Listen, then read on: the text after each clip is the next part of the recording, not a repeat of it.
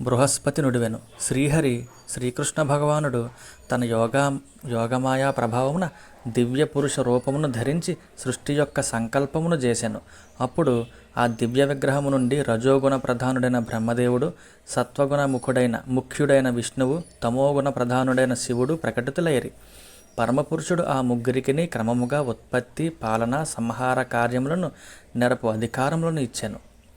అప్పుడు శ్రీమన్నారాయణుని నాభికమలము నుండి ఉత్పన్నుడైన బ్రహ్మదేవుడు ఆ స్వామికి ఇట్లు విన్నవించెను. బ్రహ్మదేవుడు పలికెను. క్షీరసాగర సైనుడమైన పరమాత్మ, నీవు ఆదిపురుషుడవు. ఓ నారాయణ, నీకు నమస్కారము. ప్రభు, సృష్టి కార్యమును నెరపుటకై నీవు నన్ను నియమించితివి. సృష్టికార్య సమయమున మిక్కిలి పాపహేతువైన రజోగుణము నీ స్మృతి నుండి నన్ను దూరము చేయునేమో అని నేను భయపడుచున్నాను. కావున నాలో నీ స్మృతి శాశ్వతముగా ఉండు ఉపాయమును దయతో నాకు ప్రసాదింపుము. బృహస్పతి ఇట్లనెను. పూర్వకాలమున బ్రహ్మదేవుడు ఇట్లు ప్రార్థింపగా శ్రీమన్నారాయణుడు ఆయనకు భాగవతమును ఉపదేశించి, బ్రహ్మ, నీవు నీ మనోరథము సిద్ధించుటకై నిరంతరము ఈ భాగవతమును సేవించుచుండుము అని పలికెను.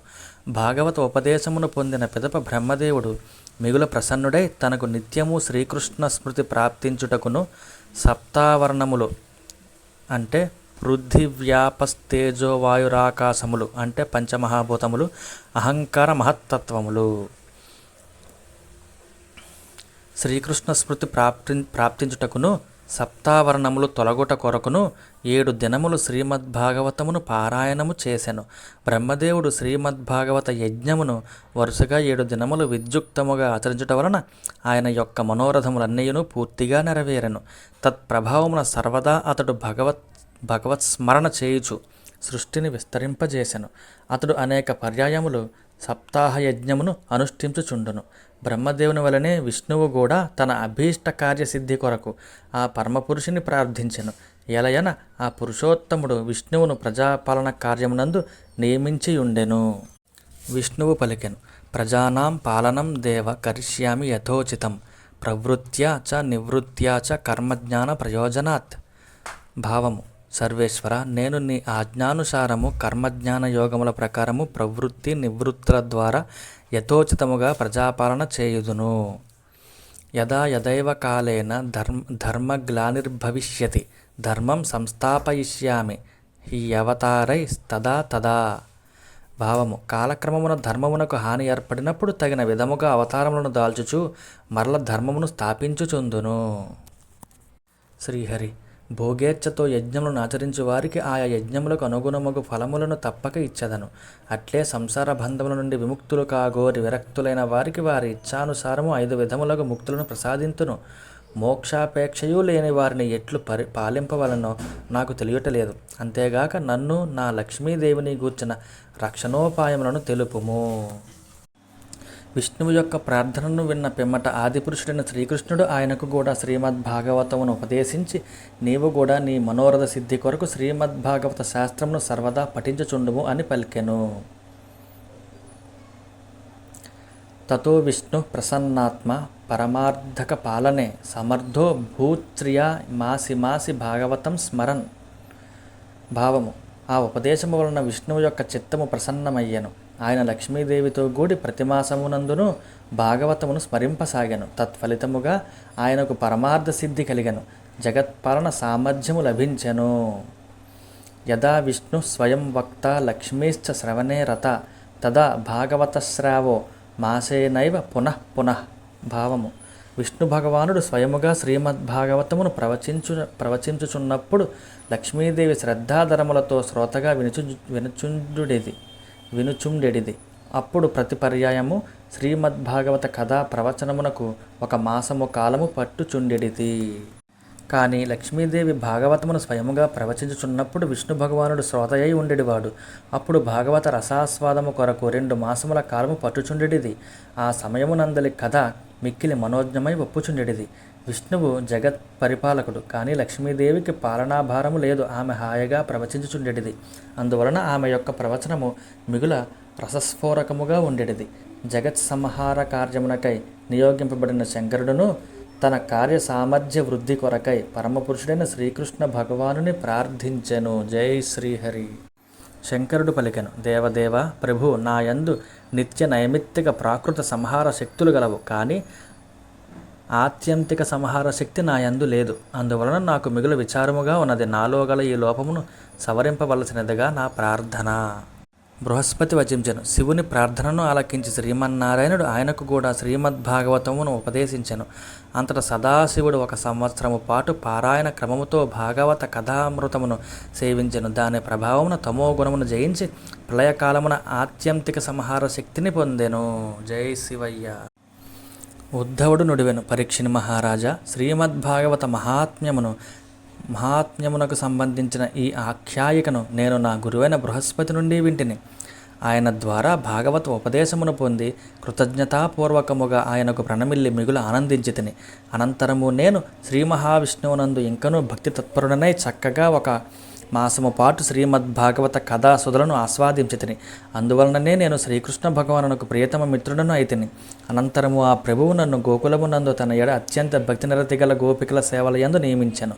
శ్రీకృష్ణ భగవానుడు తన లీలా పరివారములతో కూడి నిత్యము విహరించుచుండును కనుక గోపికలకు శ్రీకృష్ణుడి నుండి ఎన్నడను వియోగము కలుగదు. అయినను భ్రమవశమున విరహవేదనకు లోనైన గోపికలకు భగవంతుడు నా ద్వారా భాగవత సందేశమును వినిపింపజేసెను. ఆ గోపవనితలు నేను తెలిపిన భాగవత సందేశమును తమ బుద్ధిబలము మేరకు గ్రహించిరి. వెంటనే వారు విరహ బాధ నుండి బయటపడిరి. ఈ భాగవతమునందుగల కిటుకేమో నాకు బోధపడలేదు, కానీ దాని అద్భుత మహిమను మాత్రము ప్రత్యక్షముగా చూసితిని. కొంతకాలమునకు బ్రహ్మాది దేవతలు పరంధామమునకు మరల విచ్చేయవలసినదిగా భగవానుని ప్రార్థించి తమ తమ లోకములకు వెళ్ళిపోయిరి. అంతటా రావి చెట్టు క్రింద అశ్వత్థ వృక్ష మూలమున తనకు ఎదుట నిలిచియున్న నాకు శ్రీకృష్ణ భగవానుడు భాగవతమునందలి రహస్యములను స్వయముగా వివరించెను. అప్పుడు అందు నా బుద్ధి దృఢముగా నాటుకొనెను.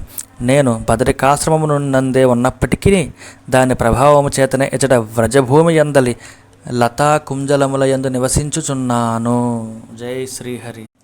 తత్ప్రభావముననే నేను నారదకుండ సమీపమున అనుక్షణము స్వేచ్ఛగా మసులుకొనుచున్నాను. భగవద్భక్తులకు భాగవతమును సేవించుట వలననే శ్రీకృష్ణ తత్వము చక్కగా బోధపడును. అందువలన ఇచ్చట గల భక్తులెల్లరకును వారి కార్యములు సఫలమగుటకై శ్రీమద్భాగవతమును పారాయణము చేయుదును. కానీ ఈ కార్యమునకు నీవు మిగులు సహాయపడవలెను.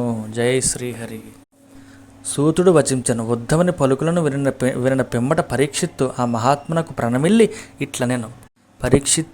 భాగవతోత్తమ, నీవు నిశ్చింతగా భాగవత గాథలను కీర్తింపుము. ఈ కార్యమునకు నేను ఎట్లు తోడ్పడవలనో సెలవిమ్ము. సూతుడు పలికెను. పరీక్షిత్తు సవనీయముగా పలికిన మాటలను ఆలకించి ఉద్ధవుడు ఎంతయో సంతసించి ఇట్లనెను. పరీక్షిని మహారాజా, శ్రీకృష్ణ భగవానుడు తన అవతారమును చాలించి ఈ భూతలమును వీడి పరంధామమునకు చేరిన పిదప జనులు తలపెట్టిన సత్కార్యములకు కలిపురుషుడు తప్పక విఘ్నములను కలిగింపగలడు. అతడు మిక్కిలి శక్తిమంతుడు కనుక నీవు దిగ్విజయ యాత్రకు బయలుదేరి కలిపురుషుని నిగ్రహింపము. విష్ణు భగవానుడు 1 మాసము లోపల భాగవత కథను వినిపించినట్లుగా నీ సహకార మూలమును నేను ఇచ్చట ప్రవర్తించేదను. 1 మాసము వరకు శ్రీమద్ భాగవత కథామృతమును ఆస్వాదించుచుండేదను. ఈ విధముగా భాగవత సుధను పంచి ఇచ్చుచు ఇచ్చటి శ్రోతలను శ్రీ మహావిష్ణువు యొక్క పరంధామమునకు చేర్చెదను. సూతుడు వచించెను. ఉద్ధవుని పలుకులను విని పరీక్షిత్తు కలిపురుషుని నిగ్రహించి అదృష్టము తనకు అభ్యనందులకు మొదట మిగులు సంతసించెను. కానీ ఆ కారణమున భాగవత రసాస్వాదమునకు దూరము కావలసి వచ్చును గదా అని చింతావ్యాకులుడయ్యాను. అప్పుడు అతడు ఉద్ధవునకు తన అభిప్రాయమును ఇట్లు విన్నవించెను. మహాత్మా, నీ వచనములు నాకు శిరోధార్యములు. తప్పక కలిపురుషుని నిగ్రహించదను. కానీ నేను అతనిని నిగ్రహించుటకు వెళ్ళినప్పుడు నాకు భాగవత శ్రవణ భాగ్యం ఎట్లొబ్బును? నేను నీ చరణములనే నమ్ముకొని ఉన్నాను. నన్ను నీవే అనుగ్రహింపవలెను. సూతుడు ఇట్లనెను. పరీక్షిత్తు మాటలను విన్న పెదప ఉద్ధవుడు మరలా ఇట్లనెను. మహారాజా, నీవు ఈ విషయమున ఏ విధముగాను చింతింపవలసిన పనిలేదు. ఈ భాగవత శాస్త్రమును ముఖ్యముగా వినదగిన వాడవు నీవే. ప్రపంచమునందరి మానవులందరూ వివిధములగు లౌకిక కర్మలను చేయుటలో నిమగ్నులై ఉన్నారు. నేటి వరకును వారు బహుశా భాగవత శ్రవణ విషయమునే ఎరుగరు. మున్ముందు నీ అనుగ్రహము వలననే ఈ భారతదేశమునందలి పెక్కుమంది మానవులు శాశ్వతముగా శ్రీమద్ భాగవత కథా శ్రవణ సుఖమునకు నోచుకొందురు. మహాత్ముడైన శ్రీ సుఖయోగి సాక్షాత్తుగా శ్రీకృష్ణుని స్వరూపమే. ఆ మహర్షి నీకు భాగవత కథను వినిపింపగలడు. ఇందు ఏమాత్రమూ సంశయము లేదు. మహారాజా, భాగవత కథాశ్రవణ ప్రభావమున శ్రీకృష్ణుని అంటే శ్రీ మహావిష్ణు పరంధామమునకు చేరగలవు. అనంతరము భూతలమునందు శ్రీమద్భాగవత కథా ప్రచారము అధికము కాగలదు. కనుక రాజేంద్ర, నీవు వెళ్ళి కలిపురుషుని నిగ్రహింపుము.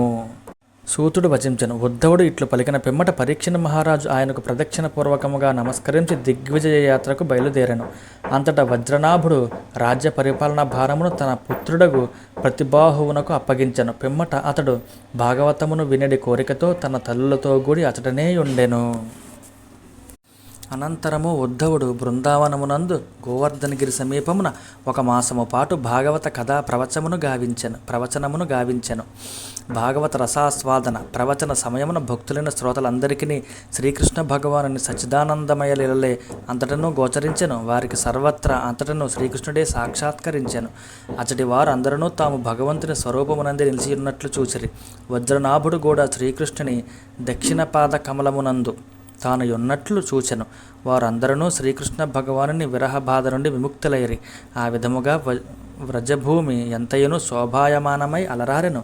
వజ్రనాభుని తల్లులైన రోహిణి మొదలగు వారు రాసలీలా రాత్రులయందు తేజరలిన శ్రీకృష్ణుడను చంద్రుని మూర్తి యందు తామును అంశలుగా వెలుగొందుచున్నట్లుగాంచి మిగులు ఆశ్చర్యపడిరి. వారు తమకు అత్యంత ప్రీతిపాత్రుడైన కృష్ణ భగవానుని విరహ వ్యధ నుండి విముక్తులై పరంధామమునకు చేరిరి. వారేగాక అతడునున్న వారందరూ శ్రీకృష్ణ పరమాత్మ యొక్క అంతరంగ లీలల్లో మిళితులైరి. ఆ విధముగా స్థూలమైన ఈ వ్యావహారిక జగత్తు నుండి వెంటనే అదృశ్యులైరి. గోవర్ధనగిరి సమీపమునందలి లతా గృహముల యందును బృందావనాది వనముల యందును అతడి ఆలమందల యందును శ్రీకృష్ణునితో కూడి నిత్యము విహరించుచు వారు ఆనందింతురు.